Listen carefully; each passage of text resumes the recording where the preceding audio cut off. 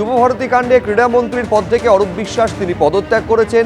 তদন্ত শেষ না হওয়া পর্যন্ত অরূপ বিশ্বাসকে অব্যাহতি দেওয়া হয়েছে। অরূপ বিশ্বাসের পদত্যাগের ইচ্ছাকে মর্যাদা জানিয়ে অব্যাহতি দিয়েছেন মুখ্যমন্ত্রী মমতা বন্দ্যোপাধ্যায়। তদন্ত চলাকালীন মুখ্যমন্ত্রী নিজের হাতেই রাখছেন ক্রীড়া দফতর।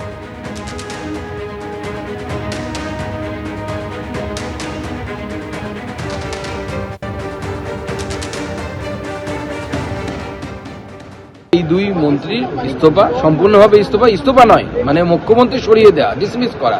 ইস্তফা করতে দেওয়া মানে তো আপনি তাকে সসম্মানে বেরিয়ে যেতে দিচ্ছেন।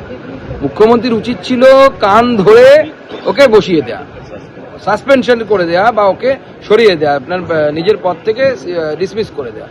এটা অত্যন্ত প্রয়োজন ছিল, কিন্তু মুখ্যমন্ত্রী কিছুই করেননি। আর দ্বিতীয় প্রশ্ন হচ্ছে, যদি পুলিশ কমিশনার দায়ী হয়,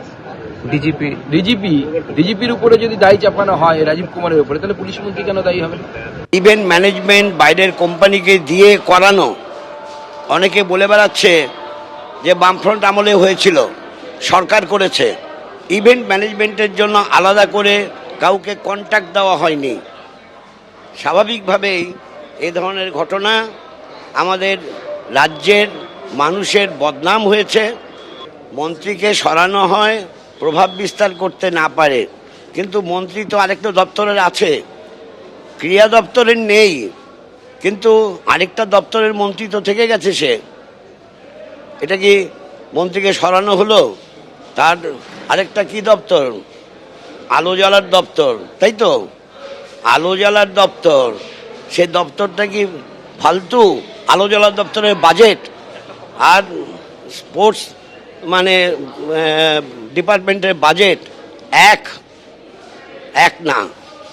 তাহলে প্রভাব বিস্তার করতে না পারার জন্য সরানো হয়, প্রভাব তো থেকে গেল। এবার শুরু হবে খসড়া ভোটার তালিকার চুলচেরা বিশ্লেষণ। শুরু হবে শুনানি পর্ব। যে খসড়া ভোটার তালিকা কমিশন প্রকাশ করেছে তা ম্যাপিং হয়েছে তিনটি ভাগে: progeny mapping, self mapping, no mapping. নির্বাচন কমিশন সূত্রে দাবি, নো ম্যাপিং অর্থাৎ যেসব ভোটার তার নিজের বা নিকটাত্মীয় কারুর নাম 2002 সালের ভোটার তালিকা থেকে ম্যাচ করাতে পারেননি, এরকম প্রায় 30 লক্ষ ভোটার রয়েছে। তাদের সকলকেই শুনানিতে ডাকা হবে। কমিশন সূত্রে দাবি, 1,67,00,000 ভোটারের দেওয়া তথ্যে অসঙ্গতি রয়েছে।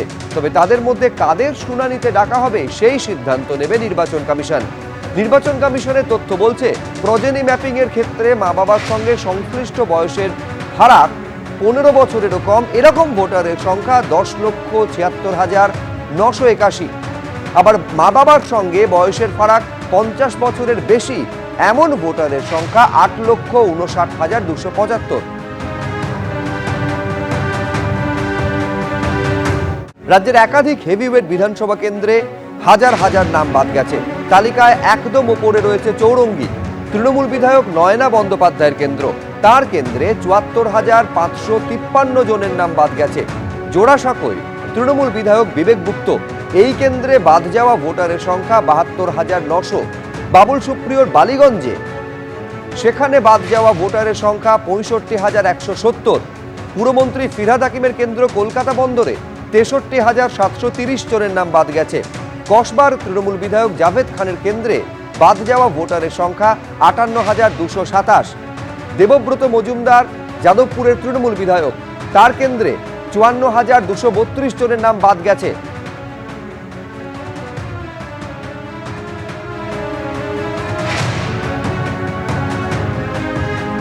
ডেপুটি মেয়র অতীন ঘোষের কেন্দ্র কাশীপুর বেলগাছিয়ায় বাদ যাওয়া ভোটারের সংখ্যা 53,360। রত্না চট্টোপাধ্যায়ের বেহালা পূর্ব কেন্দ্রে 53,084 জনের নাম বাদ গেছে খসড়া তালিকা থেকে।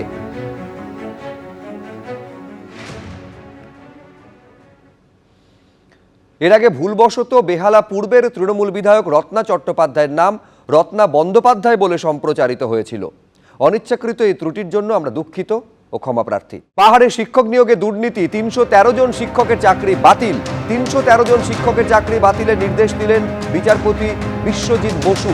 সিআইডি তদন্ত চলবে। পাহাড়ে শিক্ষক নিয়োগে দুর্নীতি মামলায় এই নির্দেশ দিয়েছে কলকাতা হাইকোর্ট। জিটিএর নিয়ন্ত্রণাধীন এলাকায় বেআইনিভাবে শিক্ষক নিয়োগের অভিযোগে মামলা দায়ের হয়।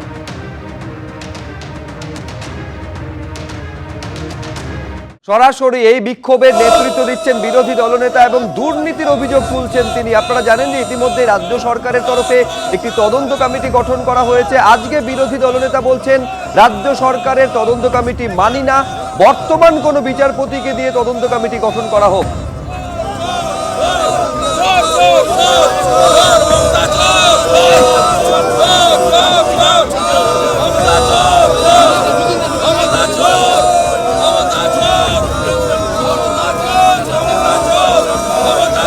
এমএলএ তো আমাদের সম্পত্তি নষ্ট হয়েছে আমরা দেখতে যাব না? এই এসআইটি এবং এক্স জাস্টিস রিটায়ার্ড জাস্টিস অসীম রায়ের নেতৃত্বে কমিটিকেই আমরা মানি না, সেই কারণেই কোর্টে গেছি।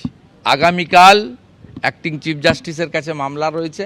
আমরা চাই ইন্ডিপেন্ডেন্ট রাজ্য সরকারের প্রভাবমুক্ত। মূল অভিযোগ রাজ্য সরকারের বিরুদ্ধে, রাজ্য সরকারের অনেকগুলো উইংসের বিরুদ্ধে। Law and order, discipline, traffic ম্যানেজমেন্টের দায়িত্ব ছিল পুলিশের বিরুদ্ধে অভিযোগ। পুলিশ রাজ্য সরকারের বড় উইংস। স্পোর্টস ডিপার্টমেন্ট এটার অনুমোদন দিয়েছে, তারা এই স্টেডিয়াম ব্যবহার করতে দিয়েছে। স্পোর্টস ডিপার্টমেন্টের বিরুদ্ধে অভিযোগ। অতএব স্বাভাবিকভাবে যে রাজ্য সরকারের বিরুদ্ধে অভিযোগ, তারা তদন্ত কমিটিতে থাকলে নিরপেক্ষ তদন্ত হতে পারে না, এক নম্বর। সেকেন্ড হচ্ছে অন্তত 300 কোটি টাকার মানি ট্রেল হয়েছে। It's a financial crime also. Money laundering অ্যাক্টে যারা দায়িত্ববান দেশের আইন অনুযায়ী ইনভেস্টিগেশন করার, তাদেরকে ইনভেস্টিগেশন করতে হবে। এবিপি আনন্দ এগিয়ে থাকে, এগিয়ে রাখে।